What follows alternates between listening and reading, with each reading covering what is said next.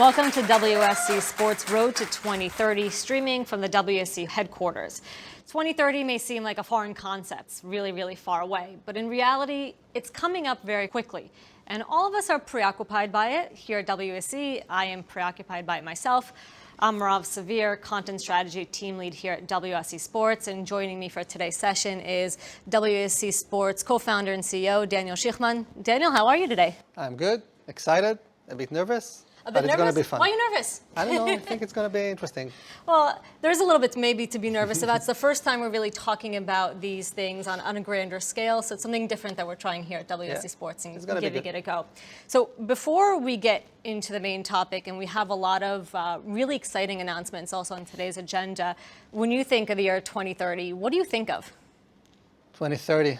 In today's world, I think it's weird to think that way because every year is so crazy with everything going on with technology, everything going around us. And it goes by so quickly. Exactly. So every month is different. But if we look at the sports industry on its own, I think in the last 5, 6, maybe 7 years, we've seen huge changes in the industry and really in the fundamentals of the industry and the economy of the industry, maybe bigger changes than we've seen in the previous 30 to 40 years coming up to that time. Huge changes compared to that time. Yeah, and everything starts just from the change the way just fans consume content. And if in the past it was just watching it on TV, the attention was already there. Broadcasters had us as fans. There was one time slot. People were tuning in. Advertisers were pouring money. Media rights were going up. It was easy to be in sports these years. It's easy to be a fan also. You know exactly where to watch, how to get to it. Yeah, it was easy. You're right. And not so much on TV back then as well. So in the last few years, we're seeing fans going more and more to digital, watching short form. Everything is fragmented. Fans are going to more platforms. It's harder to get the attention of the fan. It's harder to actually own the fan relationship. We see more and more broadcasters in every region acquiring sports rights. So even for us as fans, it's hard to know where to go. It's even harder for broadcasters to own that. You have to, before you watch something, you have to go look up who's streaming it, where is it streamed, what time, do you have it then on demand? There's a lot of questions around everything we do around content. If you want to pay for it or not pay for it. Exactly, and do you have to pay for several different streamers at the same time? Exactly.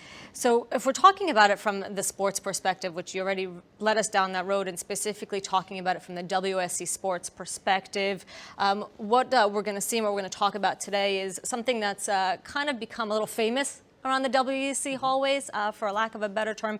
It's this flywheel, and it's what we base our entire concept on. You can see it now behind us, the flywheel. So can you explain a little bit about the flywheel and how it comes into our vision as WSC? So the fan value cycle, basically, it's a framework that we believe that every modern sports organization, whether it's a team, a league, or a broadcaster, will have to master to really own fan relationship, and that's crucial for their future proof and be able to grow in the changing industry that we've just talked about.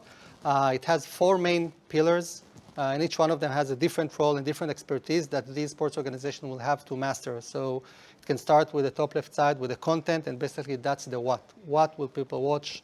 And every sports organization will have to create every type of content, every type of storylines, whether it's short or long, whether it's from the pitch or around the game or from the stands. It needs to be in every format, and this is a real challenge to be able to cater each and every fan with the right piece of content. So you mentioned content's that first pillar, the top left corner, and it's what we've been doing for over 10 years now. But now we're changing the game, so to speak, and that's maybe our first major announcement of the day when it comes to content creation and using the WSC Sports technologies. So I'll let you take the stage on this one. Yes, actually today it's a really exciting day. We're happy to launch the WSC Sports Arena. So after 2 years of really hard work, we managed to combine, unify a lot of the workflows that we had, the different tools that we have into one suite, one platform that basically every content creator can go in and create any type of story, whether it's graphics, whether it's creating video, publishing to social media, managing any type of asset that they have in one place. We've been releasing the arena gradually over the last few months. We've received really good feedback. Which means some of our partners have already seen parts of this arena. It shouldn't be a surprise to them. Exactly. So that's part of the work that we do, is usually work really close to our partners, to our clients, to work together with them to make sure that we provide real value. We get the feedback. We take it really seriously to go and enhance and continue to improve and make sure that we help them to really have the best workflow possible to create content. And that also moves us to the part that from the, let's say, previous WSC that was mainly about only game highlights, game footage, and how that looks like to expand the storytelling capabilities to more, whether it's press conferences, whether it's interviews, whether it's now analyzing dozens of studio shows around the world, whether it's incorporating a lot of Gen AI capabilities into the platform, whether it's creating highlights with automated voiceover and commentary, whether it's dubbing it into different languages, whether it's creating video effects. And maybe one of the biggest additions as well is just incorporating digital asset management as part of the core offering. So basically every client of WSC Sports, as part of the platform, as part of Arena, they have a digital asset management where they manage all of their content. Everything is indexed, everything is searchable, they can manage everything, they can share it with all of their partners, and as they upload more and more content into the platform and manage it, more content will automatically be created and help them to really reach the fan. And that's a big, big step that we're really proud of, and a lot of the roadmap that we have to 2026 as well to continue and enhance these capabilities. So you can easily say that the day-to-day for our clients and our partners is going to change because you're going to have everything in one location, saving time, saving resources. It's a big step for our clients. Exactly, and that's exactly what we're trying to do. Our aim is to solve pains and provide value and let them look at the business and how they can benefit from creating more content, and the ability to have everything in one place and then one brain to look at all of the content and create a lot of storylines for every platform. It's a key focus for us and something that we're proud of. Which means they'll now have more time to focus on other things. And as we've also been building the arena, we've also kind of been shifting our focus, and that leads us to the second part of the flywheel. So obviously, the content's our bread and butter. And we've been helping our clients improve their day-to-day by introducing this arena. But if we look at it from the opposite side, we have the fans. Everything we do, everything our partners do, at the end of the day, it's for the fans, right? So here's where you enter this whole universe of fan experiences. And it's one we've been building for the last couple of years and continuing to look ahead and build. So if the content is what they consume, the experiences is how they consume it. And one of the challenges of sports organization is how to provide the best experience for their fans. And as you said, to own the relationship with these fans. What we've been seeing in the last 5, maybe 10 years is that fans are going to social media, consuming content over there. Everyone's heads are always stuck in their phones. Exactly. and sports organizations want to own the fandom, and to do that, they need to look at social media as a funnel, a marketing funnel, and and it's good that fans are exposed to the content over there, but they need to bring the fans back into their owned and operated, and when they come to the owned and operated, their app, their website, their CTV app, it needs to have a premium experience, the best one, and that's why we started the Experience Suite that basically provides a highly engaging experience for fans. So we started with our mobile SDK, that our clients are implementing within their mobile app, and provides a vertical format, whether it's stories, whether it's an endless feed, it's personalized for them. Second screen experience Yeah. while watching games. It also can be a second screen, it can be a first screen if you're on the train on your way to work, or if there's a live game that you can't watch. We expanded that also to a 16:9 video player. It's not only the video player itself, it's tailor-made for sports. We have a lot of features and capabilities that are only relevant for sports.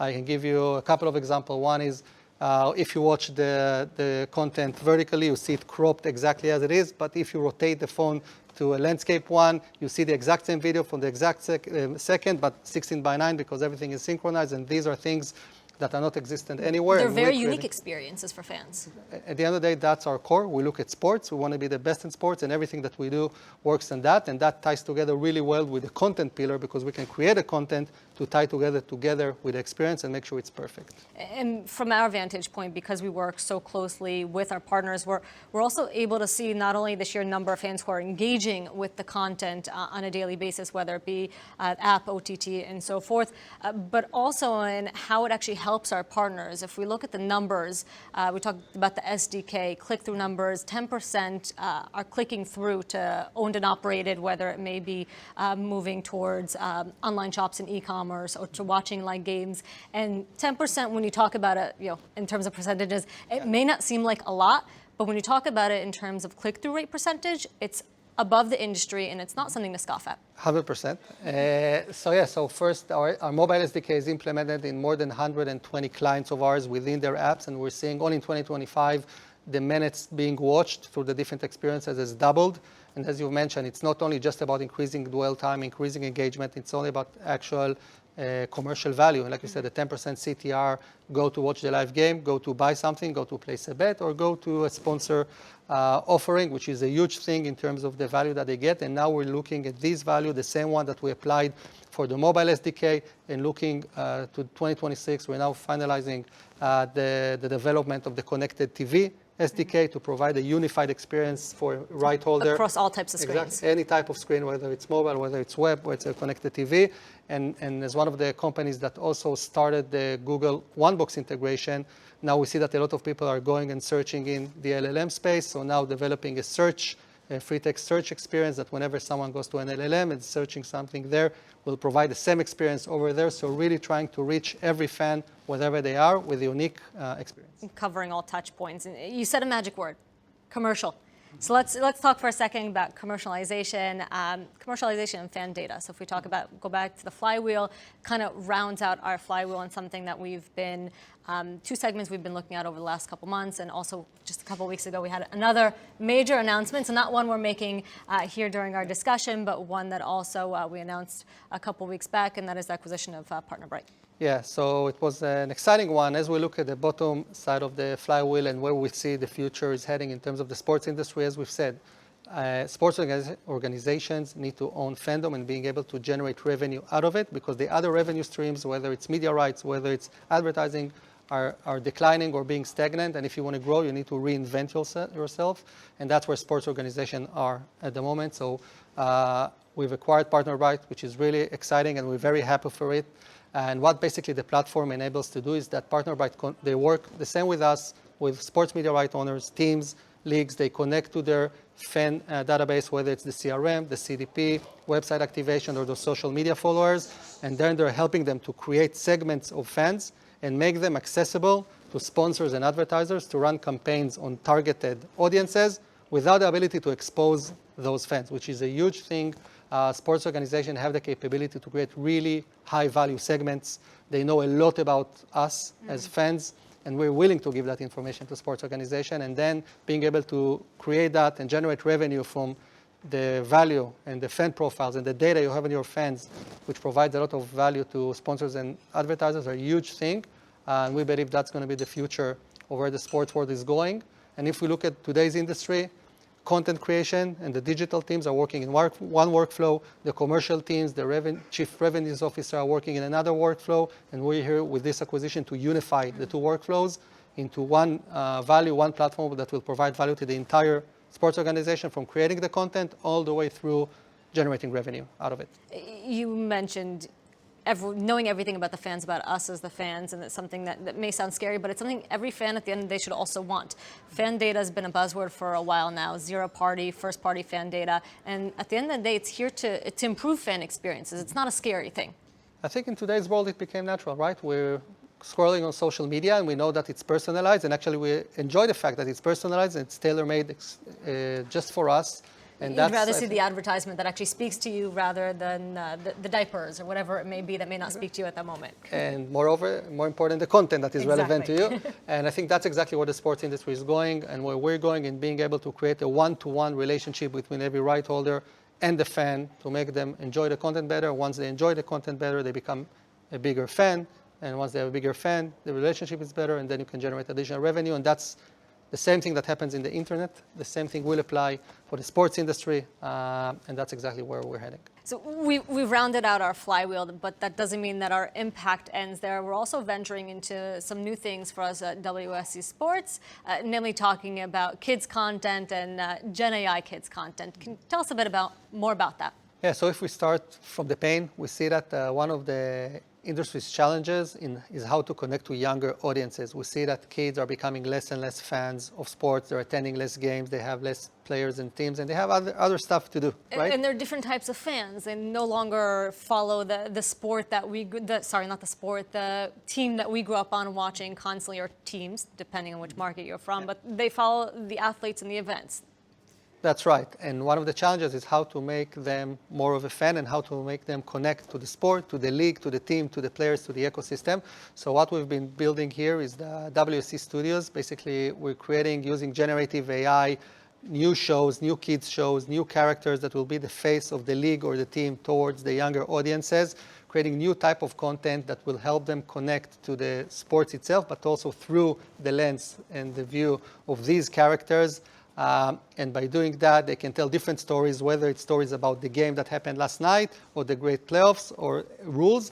But on the other end, evergreen content talking about specific players, cities, history of sports, and things like that to really, at the end of the day, make kids connect better to the content, to the brands, to the teams. And as that happens and they have these shows and these characters they connect with, on one end, they're becoming better fans. And on the other hand, there's new IP that the leagues and the teams can manage. They can then monetize. They can then sell merchandise, comic books, whatever it is on top of that, and just creating new assets so everyone wins on that end. And do sports organizations understand that they need this segment? We're so focused on a day-to-day on what we need to put on Instagram, what we put on YouTube, and how do we get fans to our OTT, and did we sell enough tickets? How much do they realize that this segment is something that they need to pay attention to now, or they're going to lose an entire generation? It's just going to be a gap there. So I think in the last few years, we see that they're very aware of the issue. They've been talking to us and seeing what they can do to actually attract these fans and understand that what they're doing for older generations, 15, 16-year-olds, which are older now. Older? That's older? That's old now. That's old now, we're off. So it doesn't work on the younger audiences, which is obviously critical for them, for their future proof and the next generation of fans, not 5 years from now, 15 years from now. And that's the people that will buy merchandise, will go to games, will drive the growth of the sports industry itself. So they will teach their kids to love sports and build that next generation. Exactly. So that's another flywheel, right? So they really understand that's a pain point they need to address now, because there are researchers that show that if you're not a fan of sports until the age of 14, you're probably not going to be a fan. It'll be very hard to hook you afterwards. Exactly. So they need to do it while they're young, create that content, and make sure it's interesting for them. When it comes to AI, the kid shows isn't the only segment that we're going into. WSC Sports Studio is something that we're building. Explain a little bit more about what partners could expect in terms of what we're doing in that segment. So WSC Studios looks at, it's a Gen AI production house. It looks at two efforts. One is, as we've just talked about, the kids content and creating new kids IP. And the second is creating high-end production content like magazine shows, the things that you can see in different broadcasters that is being shown on a daily basis, recap of the day, recap of the week, really high-quality content with graphics, with automated narration, everything that takes a lot of people, a lot of time, a lot of money, a lot of effort to create are now being generated very easily with all the tools and capabilities and technology that we have in-house that really helps, again, every sports organization to create high-end content and serve it to every fan. And once again, bringing it back to the flywheel. Everything goes back to the flywheel. You've been busy. The team is We've been busy. The team is busy. I'm good. I'm resting. And I want to go back to a sentence that you shared with us recently in WSC Sports that really stuck with me. It's kind of how we see our vision of what is that we're doing. Empower anyone, anywhere to celebrate sports. Mm-hmm. When you think of that sentence and then you look at it from the perspective of everything we're doing, whether the flywheel, all the little points, because it's very, we'll condense it into 4 segments, but there's so many moving parts behind those segments. How does that come to you in terms of celebrating sports and what we're doing in each one of those sections? So at the end of the day, we want, like our vision says, everyone to celebrate sports, and everyone celebrates sports in a different way. You have the hardcore fan that will watch every game. They'll buy merchandise, they'll play fantasy, they'll go to games, that's their life. They'll consume any type of content. You need to be interesting. Every content, every experience. They'll share their data so that you can make their experiences better. They'll probably purchase everything. Exactly, that's their life, right? So that's a portion of it. And then you have the casual fans that will just maybe watch a good game. They'll scroll on social media to see something. Maybe they're a fan of a specific team, and you need to be able to cater to these needs. And maybe on the other end of the spectrum, there are people that are not necessarily fans, and you want them to be exposed maybe to funny moments, maybe behind the scenes, maybe some celebrity to get them to know a bit more about the industry, about the player. And our role is A, to cater each and every one of them and make sure they get the right experience, and B, move each and every one of them a little bit more in the scale towards becoming more and more fan. And that's what we're here for, to help, at the end of the day, the sports media right owners, broadcasters, leagues, teams, everyone in the industry, to make sure that they can address each and every person and make them a little bit more of a fan and celebrate the sport. So that's what we're looking at. That's always our North Star in everything that we're doing, is whether we're actually helping them to make people consume more sports, enjoy sports, celebrate sports on that end. And you, as a sports fan, how do you celebrate sports? Where do you categorize yourself in all the different types of fans that you just talked about? First, I'm a Utah Jazz fan, so this year it's harder to celebrate sports. But obviously, it really depends. So I think like a lot of people at our age group, you find it hard the time to actually watch live games a lot of times. So yeah, during games, you just watch the story as it's being played. You wake up in the morning, you see what happened in the US last night, and you watch a lot of short-form content. I celebrate sport with my kids, try to get them into that, watch games or have games with them. And trying to consume as much as I can. Luckily, I can watch almost any sports and enjoy it. So we're lucky to be in that sport. Have you already introduced them to Ali and Oop? Of course I have. The number one a good fans already. focus group. Yeah, it's a very close focus group. Yeah. So as you mentioned, even us, we're sort of in a generation that's experienced sports in both ways, both on the couch and on our phones, on trains, wherever we may be. We're also like a clear focus group for everything that we've been doing, and it's been such a whirlwind, I would say, over the past couple of years, watching how sports change and how the technologies around it change. So when we look ahead to 2030, it's scary, it's exciting, it's everything in between, right? I think one of the fun things is usually you say that you need to eat your own dog food as a company. And I think for us, and a lot of sports fans that work here, for us, it's actually eating your dog food, making sure the content is fun, the experience is fun, you see whatever you want to see.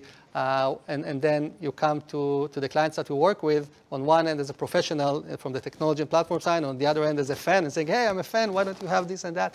So I think it's really fun to be in that industry, that you have the passion, and you see where it's going, and actually you're also leading it. And we talked about it in one of the company meetups, and we said there are not too many companies in the world that actually define a category. They define an industry.